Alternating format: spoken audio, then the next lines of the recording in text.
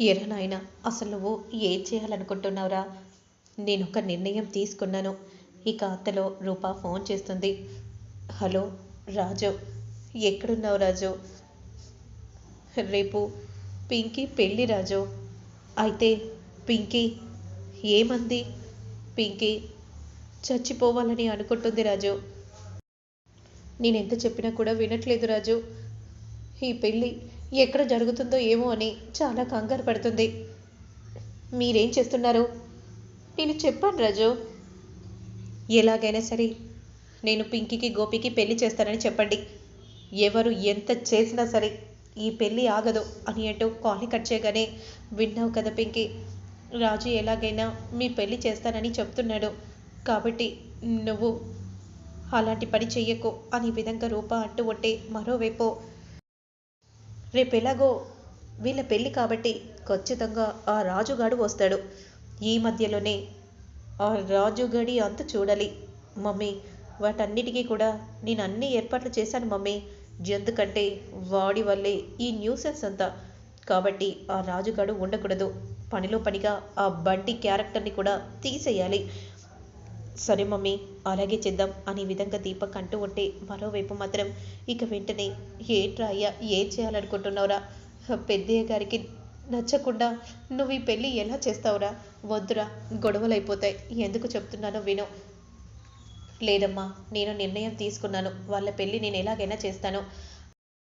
అయినా సూర్య మనం చెప్పినా వింటాడా? ఆ విజయాంబిక ఉన్నన్ని రోజులు ఆ విజయాంబిక చెప్పినట్టే నా సూర్య వింటూ ఉన్నాడు. ఏ రోజైతే కళ్ళు తెరుస్తాయో అప్పుడు మన గురించి అర్థమవుతుంది. ఇక మరోవైపు మాత్రం, ఎరా దీపక్, ఖచ్చితంగా ఆ బంటి క్యారెక్టర్ని మనం క్లోజ్ చేయాలంటే మనం జీవన్తో మాట్లాడాలి. సరే అమ్మా అనే విధంగా అంటూ వెంటనే జీవన్కి ఫోన్ చేస్తుంది. హలో జీవన్, చెప్పండి ఆంటీ. రేపు పింకీకి పెళ్లి జరగబోతుంది. ఖచ్చితంగా పెళ్ళి ఆపడానికి ఆ రాజు వస్తాడు.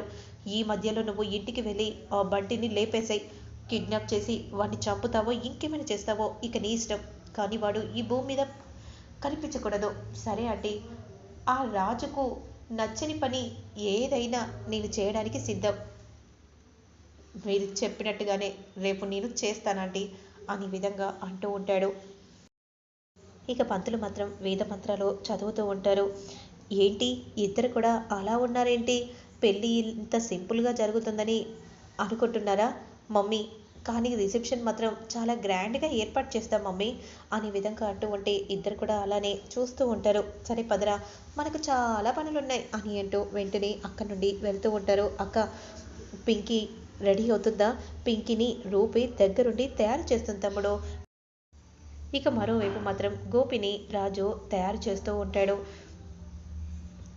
నిజంగా జరుగుతుందంటవారా అయ్యా? ఎంతో రిస్క్తో కూడుకున్న పని. నాకేమో చాలా కంగారుగా ఉంది. ఇంట్లో పెళ్లి ఏర్పాట్లు చేస్తున్నాం. అమ్మ ఇద్దరి జీవితం బాగుండాలని ఈ నిర్ణయం తీసుకున్నాను. ఇంట్లో అంతా అరేంజ్మెంట్స్ చేస్తున్నావు. ఇక్కడేమో ఇలా, అమ్మ ఏమో అక్కడ ఉంది. ఏం కదమ్మా, నేను చూసుకుంటాను కదా అని రాజు అంటూ గోపిని తయారు చేస్తూ ఉంటాడు. ఏం కాదు, రాజు ఏది చేసినా సరైన నిర్ణయమే. ఇలా నువ్వు పెళ్లి చేస్తే సూర్య పరువు పోతుంది కదా. చెప్పి చూశాను, పెద్దయ్య గారు వినలేదు. మారుతారనుకున్నాను, కానీ మాట తీసేసి ఇలా పెళ్లి చేస్తున్నారని నేను ఎప్పుడు ఊహించలేదమ్మగారు. అందుకే ఇలా చేయాల్సి వస్తుంది అనే విధంగా రాజు అంటూ ఉంటాడు. నువ్వే నిర్ణయం తీసుకున్నా అది సరైన నిర్ణయమే. లేదంటే పింకీ జీవితం బాగుండదు. నువ్వు తీసుకున్న నిర్ణయానికి నేను కట్టుబడి ఉంటున్నాను రాజు అని అంటూ ఉంటుంది. మరోవైపు అక్క, నన్ను తయారు చేస్తున్నావక్క. నేను మొత్తం తయారైపోయాను. పంతులు గారు కూడా వచ్చారు. ఎప్పుడు వస్తాడక్క రాజు అని అంటూ ఉంటే, అంతలో అబ్బాయి తరపున వాళ్ళు రాగానే, వచ్చారా వియంకులు గారు, వెళ్ళి కూర్చోండి అనే విధంగా అనగానే, మీతో ఒక మాట మాట్లాడాలని అనుకుంటున్నాము. ఏంటండి? ఆ రోజు మాకు అవమానం జరిగి పంపించేశారు, కానీ ఆ తర్వాత మీరు మాకు ఘనంగా స్వాగతం పలికారు. మళ్ళీ పెళ్లిలో వాడేమైనా వచ్చి గొడవ చేస్తాడేమో అని మాకు కాస్త భయంగా ఉంది. మీరు కంగారు పడాల్సిన అవసరం లేదు. ఎందుకంటే టైట్ సెక్యూరిటీ ఏర్పాటు చేశాం కాబట్టి మీరు మనసులో ఆ ఉద్దేశాన్ని తీసేయండి అని సూర్యప్రతాప్ చెప్తూ ఉంటాడు. అవును అంకుల్, అతనేమో అలా మాట్లాడి వెళ్ళిపోయాడు. ఇక్కడేమో మీరు పెళ్లి జరిపిస్తున్నారు. డిస్టర్బెన్స్ ఏమైనా అవుతుందో ఏమో అని అడుగుతున్నాం, అదేమీ ఉండదు అనే విధంగా అంటూ ఉంటే, మరోవైపు అక్క నాకు బ్రతకాలని లేదక్క, నేను ఉండలేనక్క, ఇంకొద్ది క్షణాల్లో నా మెడలో 3 ముళ్ళు పడతాయక్క. అప్పుడు వెంటనే రూప తన బాధను చూడలేక రాజుకు ఫోన్ చేస్తుంది. హలో రాజు, పింకీని తయారు చేశాం, ఎప్పుడు వస్తావు రాజు?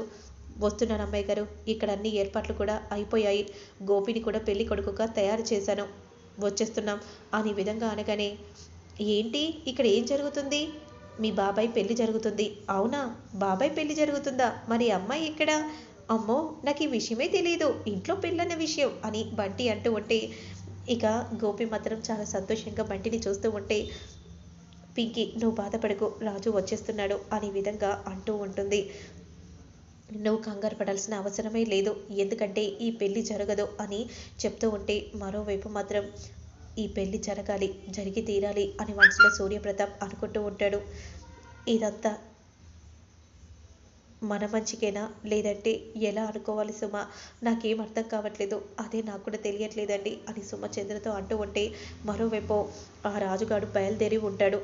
కానీ ఈ జీవన్ ఏంటి, అసలు ఏం చేస్తున్నాడో ఏంటో, ముందు ఫోన్ చేసి కనుక్కో. సరే మమ్మీ అనే విధంగా అంటూ వెంటనే ఫోన్ చేస్తూ ఉంటారు.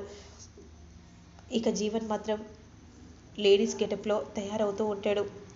అంతలో ఫోన్ రింగ్ మోగడని చూసి వెంటనే వచ్చి చూస్తుంది.